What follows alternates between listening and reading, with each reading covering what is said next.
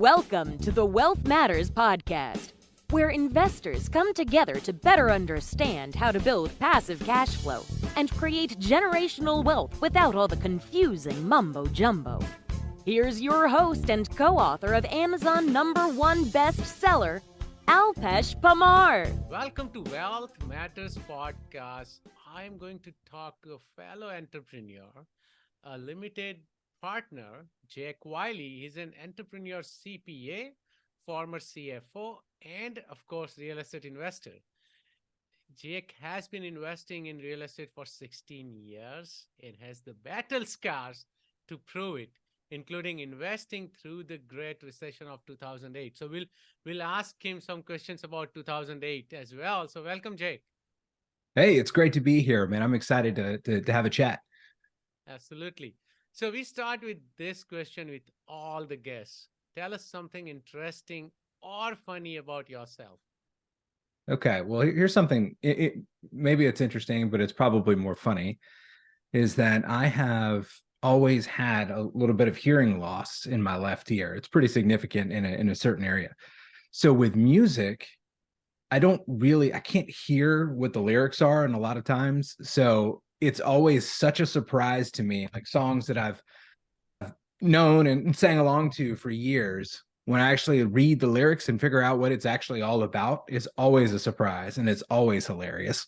Oh, wow. That's sad and funny. Sorry. Yeah, like it does not impact my life, and brings smiles. So I think we're all okay. That's fun.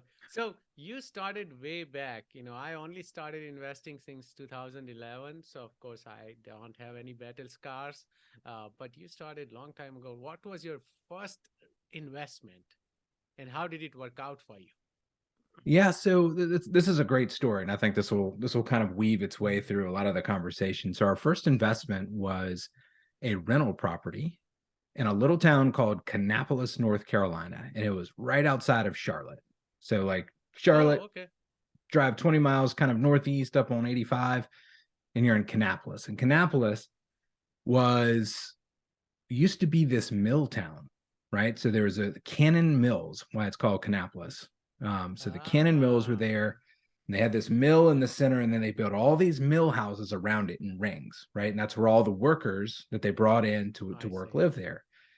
So it was purchased, the mill was purchased, and it was going to be turned into this giant, and it did, right? So they're turning it into this biotech research facility.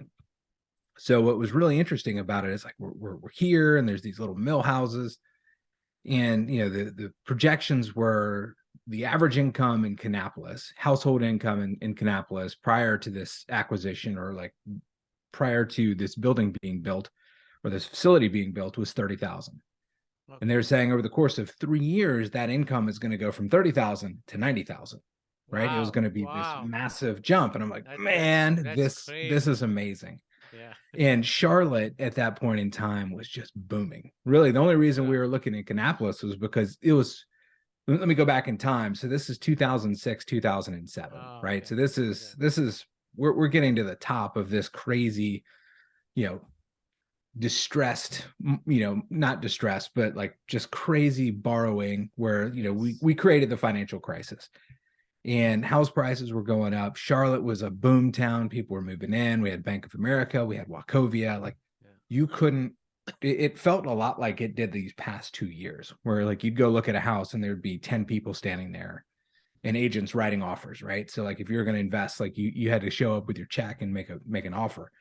So we ended up, or our agent was like, you need to go look at Kannapolis. And we're like, okay, well, let's go look at this Kannapolis. Tell us the story. So he told us the story, and we went in there and we put a house under contract, and it was, walking distance to this biotech center, walking distance to downtown, across the street from the high school. Like I was like, this is great. Right. This is a great market. We're catching it. Like, well, it's still relatively sleepy. Like if you ask like 1 in 10 people in Charlotte if they even knew that this whole thing existed, they would say no, right? Because it wasn't open. The people weren't there yet. Right. So we were going to buy in early. And this is funny story that we're at the closing table, and I think the guy that bought the property before us paid, let's call it $30,000. 3 years before, and we were buying it for a little over 100. And if you do the math, like, I mean, it was a great jump for him, but like when you think about the income and what people were going to do, and it had a nice lot and it was in a great location, I was like, yeah, like this is still a great buy. And we were at the closing table, and I think we had just signed, our name to like finish the deal. And the guy looked at us across the table and he said, "You really think the property values are going to continue to go up?" And we're like, yes. Of course.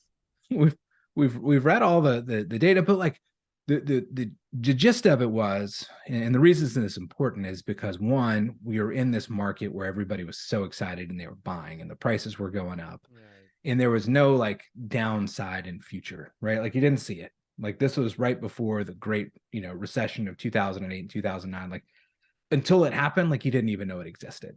Of course. So like we were in That's there. how There's starts, tons of it. Right? That's exactly how it starts. And we were so excited. And this is my wife and I were buying this property. We're just married, and like, we put all of our money in, like, this is what we're going to do. And we bought this property, and then, it just, let's see, the Great Recession basically came into play. Then Wachovia, which was one of the major employers there, is a bank based out of Charlotte. So maybe you guys have heard of Wachovia in the past, but like, yes. it was gone. First like Union Bank, right? It was because I remember it was, I think, called First Union, and then became Wachovia. Wachovia acquired it. So and then it was acquired, and Wachovia was gone. It was out of town, right? So there's no longer a Wachovia. So there's this massive tower downtown that's empty. Housing prices are going through the floor.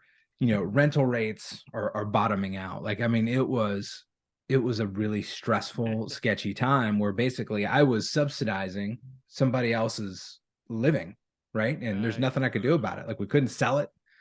We couldn't short sell it because the bank was like, you guys have the means to pay for this thing. So we're not going to let you out of it. So like we carried that property until last year.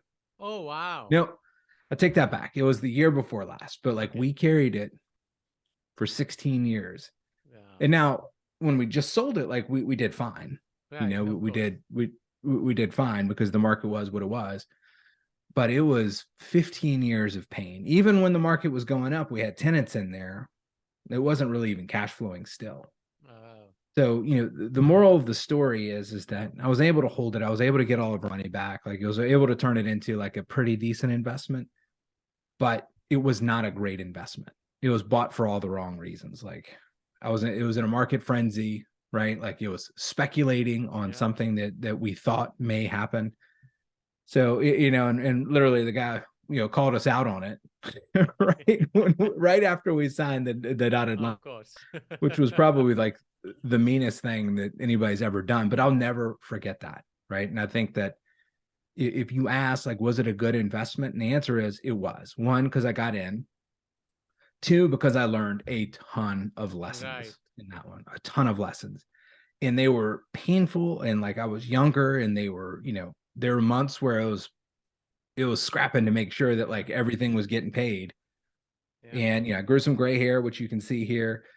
But at the end of the day, like I'm a much better investor now than I ever would have been had I not lived through that experience. And I feel, right, like where we are at this moment in time, the reason I think this conversation is so timely is that we're in another interesting spot, right, where there's been a lot of buying up. And like you've seen house valuations jump 50, 100% in the course of a couple years. Folks, that's not normal. Like that's not how it's supposed to work. And there is a normal that's going to come out, and it's not going to work itself out as fast as I think we think. Like the latest inflation data just came back, and it's still strong. The latest employment data just came back. It's still strong. Yeah. Still, the the Fed ever unemployment. Yeah. Like, so this hope that we were going to tip, in this last quarter. Yeah. And then the Fed was going to like slow down and maybe start working its way back out of the interest rates. Nope. It's not happening. No more soft landing. I know that. Hey, so That's a great story, and that is how of course, I started way later than you, but I went through the same pain in my very first investment, and I lost a lot of money on it actually. But I learned a lot, and I continued. So that the moral of the story is that the experience matters. Failure means that you got to get back up and try again. Unless you don't believe in real estate or whatsoever, then you can move on to some other shiny object, right? So let me ask you about this. You went through all this ordeal. What kind of model do you follow now while investing in real estate? Well, there's really two things. Is that, if we think about some of the struggles that I've had in real estate personally, is when you're trying to do it all, like you go out and you buy an investment property and you're the property manager. Even if you have a property manager, like, and you've got, onesie twosie, like, you're still the property manager. Yes. Like, they just take the first phone call for you, and then they call you and then drop the problem on your lap. And it's a lot of time, and it's a time suck. And what happens is you end up cutting corners sometimes, just to get things done. It's like, oh, like, hey, I've got a roof leak over here. And like the first guy that shows up that has even the most any sense of credibility, you're like, hey, yeah, go take care of that roof leak. And next thing you know, like, you're replacing a roof a year later because they did a really terrible job. Right. And everything is ruined. So I think that, as I look into the future and some of the things that I've learned, it's really about starting with who, right? Start with who. Who are the right people to work with? And that could be property managers, that could be sponsors, that could be the legal team that you're working with, title folks. Like, all of these folks are super, super important. So it's about building your team. So the model that I've developed is what I call the MSA model. So most of you guys are probably out there thinking that's like the mean statistical area. And I'm just riffing off of that because everybody knows what the MSA is. But what that stands for is market, sponsor, right? So sponsor / syndicator, and then the asset class. So when I'm looking at investments as a passive investor, so like we're kind of flipping the scripts from me being an active investor to looking at it from a more passive approach, is that I have to find somebody, a sponsor, that is a professional. This is all they do. 100% of their time, they are investing in properties, larger properties at scale, that they can then bring that value to me as an investor. One, in terms of, you've got value of scale, right? And I'll just give you an example to try and like frame this up for you. So like, when I have a single family rental property and I hire a property manager, and again, remember, even when you hire that property manager, you're still the property manager because they just call you. They're going to take 10% of the gross rents, right? So the tenant writes a check for $100. They're going to take $10. And basically they're taking that $10 to take the first phone call and collect the rent, right? Forget about like signing a lease, because when they sign a lease, they take 50% of the first month's rent. Like, it's a very expensive proposition. Whereas when you go to scale, let's say you get above 100 units and you can have on-site property management and you've got full-time people there, that number drops closer to 3%, right? So there's a huge delta right there, 3 to 7, and they're actually handling all of the stuff, right? Like, it's part of the budget. There's an operating budget on the property. Like, yes, water heaters are going to fail. The roof is going to leak. These things are going to happen, and we're planning for that. And the property manager just executes, right? And that's their job. So you're getting a better product, and you're getting a spread in terms of like the cost, and that goes across the board, right? Like, sheetrock is sheetrock, but you can get a discount on sheetrock when you buy in volume. Appliances are appliances, but you can get a deal when you buy in volume. And the other thing, it works the other way, is when you buy small properties, and this is where I got started with. Most of us do. Like, you buy something that you can afford. Of course. Sheetrock is sheetrock, right? A toilet is toilet. Yes. Plumbing is plumbing. Electrical, like, so if you're going to do, rewire a $1 million house that's a 3-bedroom, 2-bath, it's going to cost the same as rewiring a $30,000 house. Yep. It's a 3-bedroom, 2-bath, because like, it's just about how many feet, how many outlets. It's all about the same thing with sheetrock, same thing with toilets, same thing with plumbing. So fixtures, yes, like, you can get a little bit more higher end, and you're going to spend more on that stuff. But the problems, air conditioning, roofing, painting, sheetrock, electrical, plumbing, all of that stuff cost about the same. So when you go to scale, you get a pickup, right? So that's kind of talking about going to scale and working with a sponsor, a syndicator that's putting larger deals together, and you're just investing passively. You write a check, they do all the work, and then they send you your money back. So M is for market, right? And market there's really two of them. So there's the macro market, right? Like that's kind of what we're all thinking, when we talk about the economy now, we're kind of talking about the macro market. And then there's the micro market. And that's like, where is this property? What's happening right here? Right there, yeah. Is it on the wrong side of the train tracks, right? Is it on the right side of the train tracks? Does somebody know that, right? Because a lot of times, especially as like an out-of-town investor, you get a deal and it looks, oh my gosh, this is right next door to that other one that sold that was an amazing deal. And it's like, right. But those are literally very, very different properties, very, very different neighborhoods. There's an interstate that runs between them, and they might as well be in completely different cities. So that's market. So looking at it both at a macro and a micro level. And then there's the asset, right? So when we think about what do you need to know, what are you investing in, right? Is it single family homes? Is it apartments? Is it self-storage units?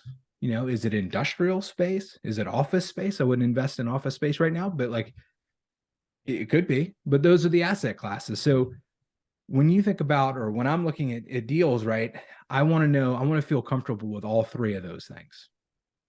I want to know the market. I want to feel good about the macro market, the micro market.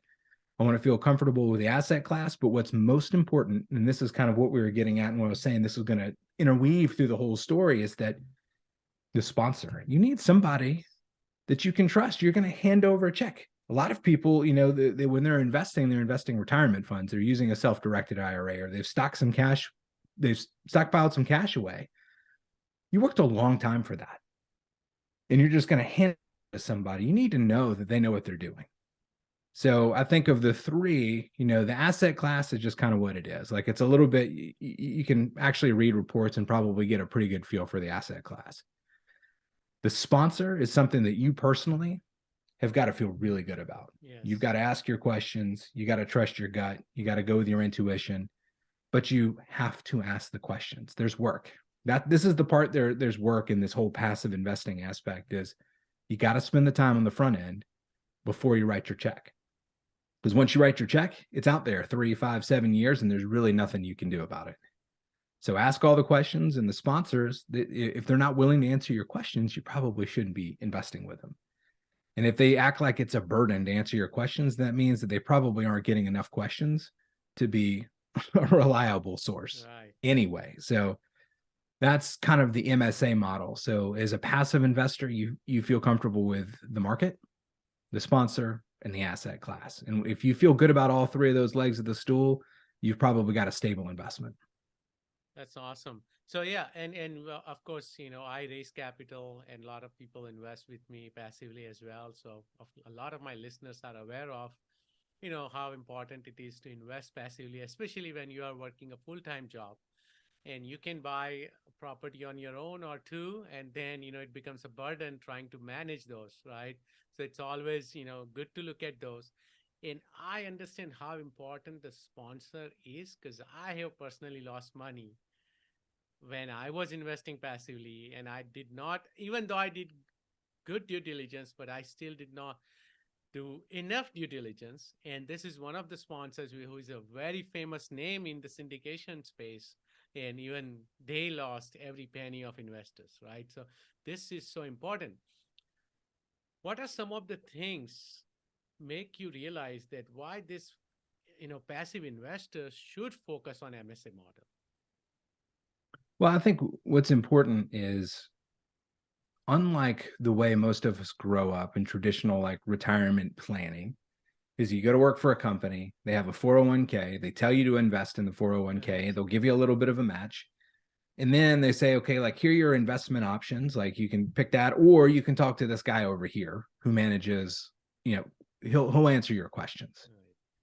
And then if you spend any time digging into like how those fund managers make money, you'll realize that there is a significant potential conflict of interest, right? So there's money manager guys, and then there's like true fiduciaries that don't get paid on the actual like product that they sell you. And that's not very clear to most people. But the reason I bring that up is that that's how most of us start, right? That's how you start investing. You're like, hey, I'm going to put this money in the 401. Oh, look, it's doing good. Like we've been, everything's been going up for a while. Right. It looks like I know what I'm doing. And you can't take that same mentality and then move that into a passive investment space, right? You actually have to do some work. And it's maybe you do it one time. Maybe you find the right sponsor who's investing in assets that you're comfortable with in the markets that you like. And then, you just do the deal and then you recycle it. You do another deal. I mean, I would always suggest diversification and just get to know other people. Yes. But there is work on the front end. And I'm trying, my objective here is to try and simplify it into such a way that people can say, okay, look, these are the boxes I have to check. There's only 3. Now there's work involved in those 3, but you're not trying to think of everything under the sun, of like, what should I be asking them? Right. And then I think that you can get very comfortable with a sponsor in a short amount of time, but like you ask all your questions, be willing to pass on a deal to keep asking questions. Yes. Right. Like and I think that's the other thing is that there are some staggering statistics around the number of apartments that are out there. But let's just say there's a couple million apartment buildings across the US, right? Hundreds of thousands of those are turning over every month, right? Do you think there's not another deal that's right around the corner? Like every deal that's presented to you is always going to be presented to you as if it's the best thing that's ever happened. It's the There's best another thing one. ever, right? And you think there is 4 more, right? Oh, I'm going to miss out on this deal. I can't miss it. Yeah, this is the FOMO thing. There will be another one. Now, I'm not saying sit on your hands indefinitely, but get comfortable with your sponsor. Make sure that like they've got a good plan. They know, like, do they have specific markets that they're focused on? I hope so.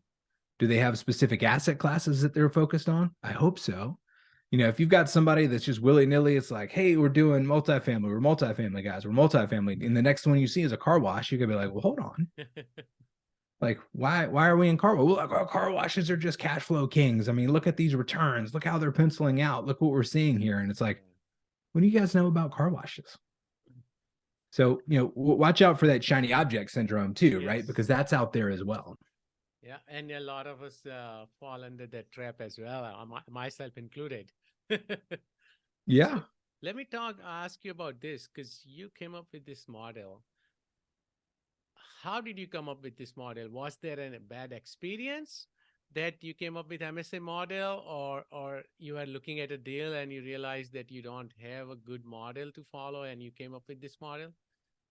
Yeah, I think it's so easy to do 2 things. One is come to a conclusion because you're like tired or you're exhausted or you're like, I don't know what else to do, right? So you're just like, kind of like, I'm done, right? Like I'm going to move forward. This hopefully this works out, because you don't understand like what's actually happening or what you really need to be working on or what you need to find out. And the other thing that can happen is you can just sit on your hands forever and have analysis paralysis, paralysis analysis, whatever. And I think that is the 2 things I was trying to fix is like, how can I always feel comfortable that I'm hitting the right things? And it's got to be simple, right? Because like you want to be able to quickly look at some deals. You want to be able to quickly look at, a couple made, factors really high level to narrow down your decision tree really quickly, right? So like if you're like me, I mean, I get investor deal pitches every day and they're from everywhere. And like, I'm happy to see them in my inbox. But like, if I didn't have a model for myself to say is like, how do I feel about this market? How do I feel about this sponsor? And how do I feel about this asset? I mean, all I would do is look at deals and be like, I don't know, what's the next one? The next one comes in with some crazy numbers. I'm like, why are those numbers different? Then it's like, well, let me go look at the other one. Then like, you're just stuck. You get stuck in a circle. Or the other thing that happens to a lot of people, and this is the scariest thing, is like they do number shopping, right? They're just like, oh, I got one. And yeah, the projected IRR is 15%. Oh, this guy's getting and I got another one that's and you are giving me 8% preferred return. I'll go with 8. Exactly. Right. You're just number shopping, and we can get into a whole different topic about like how small changes in a model can make all that stuff make sense on paper. But what's the reality? And I think that those are the things that you got to get through. And then eventually, when you find the right sponsor, somebody that you trust, and they present a deal to you, and let's just say the last shiny thing that came through, had a projected 5-year IRR of 14%, and he's coming in at 12. Well, you probably will feel really good about the 12 and start questioning the 14, not the other way around, which is what a lot of people do. They're like, why only 12? Right? I want the 14. Can you do the 14? And they're saying, well, look, this is how the numbers work out. Like that's how we do it. We're conservative here. We're looking at exit cap rates. We're looking at the debt. We're looking at all these factors. We're looking at the fact that, interesting statistic, the Wall Street Journal just released this today, that rent growth or rents for multifamily housing has gone down for the past 6 months. It's the first time it's happened in a decade. Yes, like, that is correct. And I'm seeing this in Austin market as well as San Francisco Bay Area market. Yep. Yeah, you're 100% right, because one of my friends just told me that her 2-bedroom apartment, they reduced the rent. The apartment management company themselves, without her asking, they said, oh, right, next month you pay $250 less. That's amazing. Yeah. And so the point is that it's real. Yes. But, let's go back in time 3 months, projections on rent growth. There were still projections for rent growth. Yes. And then if you go back in time a year, they were seeing rent growth in multiple double digits, 20, 25%, 30% rent growth year over year.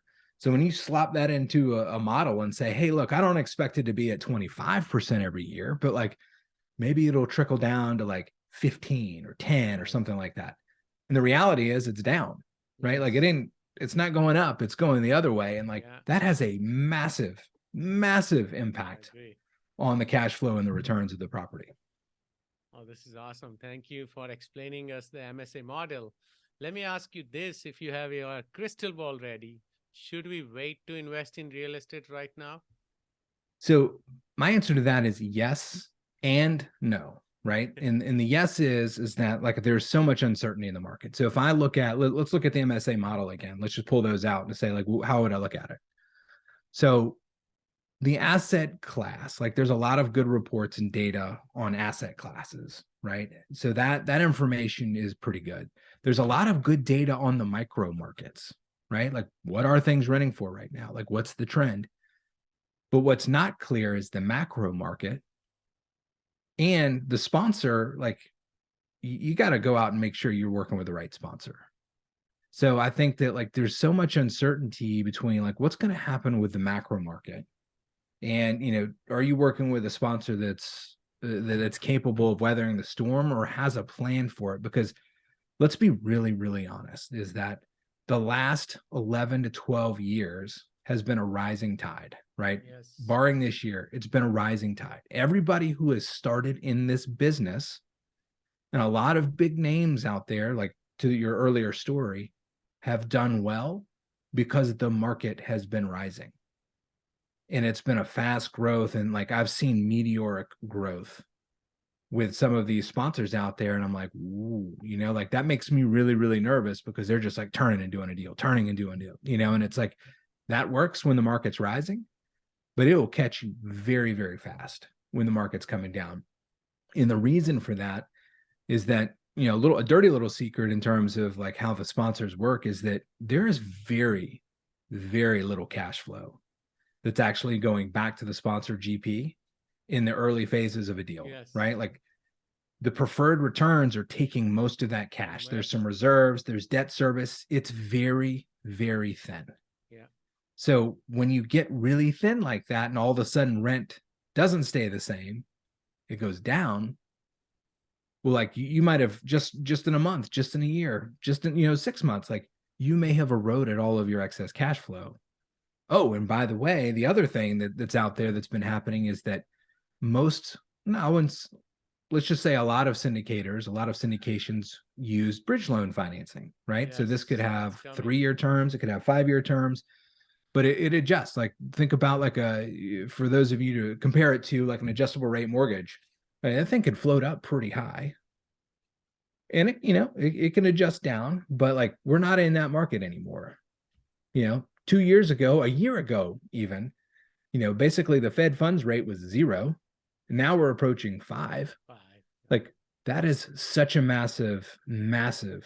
So the reason I say, yes, we should wait, and then no, maybe we shouldn't, is that two things. I think that there will be deals, performing assets that are coming through that, due to like some debt term or a debt covenant being blown, they're going to have to be basically exited, right?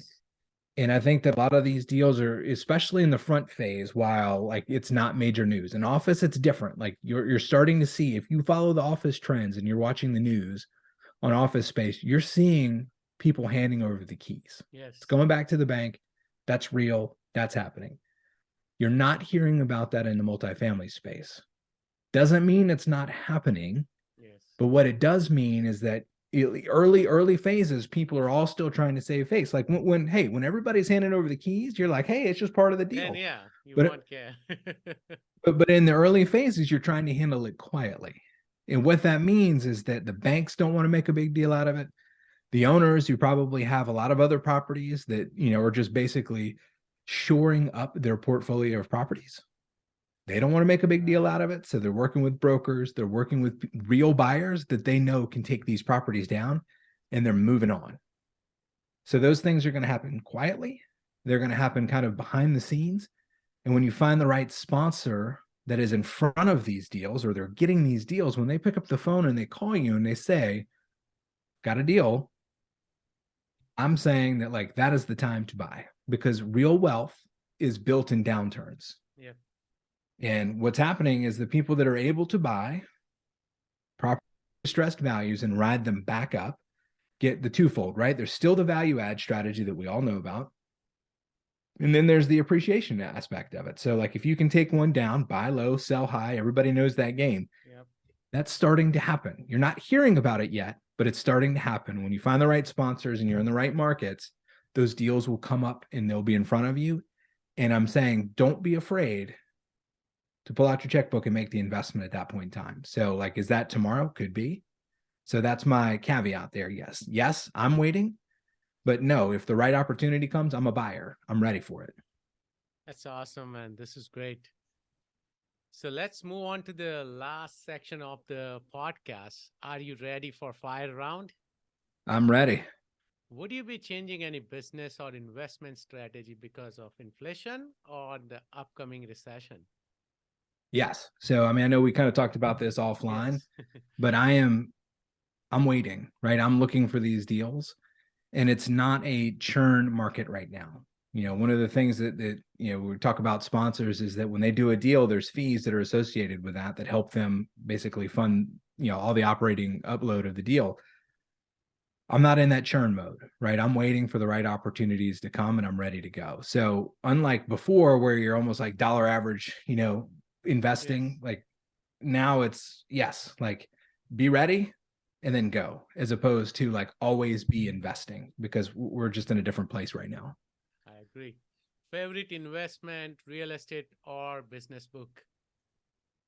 Favorite? Okay, so I'm gonna take this on a little bit of a twist. So you probably heard Rich Dad Poor Dad a million times, so I'm not gonna say it's this one. So this is a book. It's called Building a Second Brain that I read just recently. It's by Tiago Forte. I don't know if you've heard of this book, but I have heard of the book, but I have not read it. yeah. So the premise of this book is that there are things that you need to know and things you need to be actionable on. And then there's most of the stuff you don't need to have like in your brain, right? Like, do I need to have all the stats and statistics for all the things that we're talking about, like on my brain, ready to go? The answer is no. You can put it in a digital format, using a system to say like, when I'm ready, like I can go pull it up, and it's at my fingertips, but it's in this digital brain that's over here on the side. And it just kind of like opened my eyes, because there's so much like, there's so many things that I should know this and I should know that.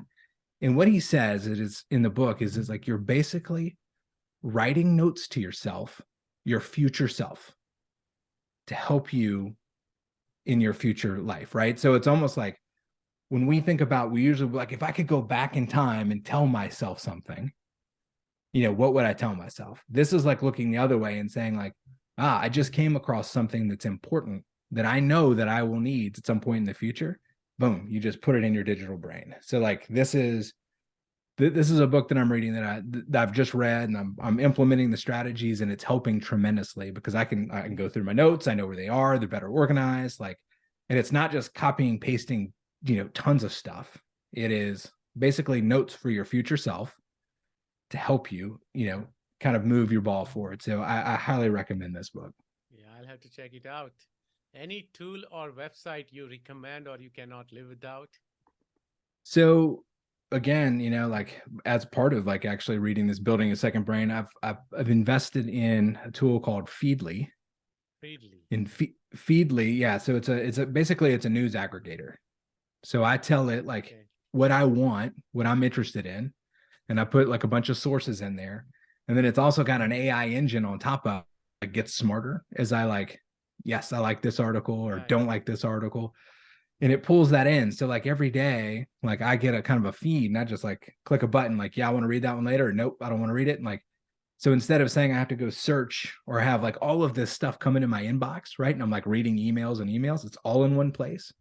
I feel very, very up to date on what's happening in the marketplace.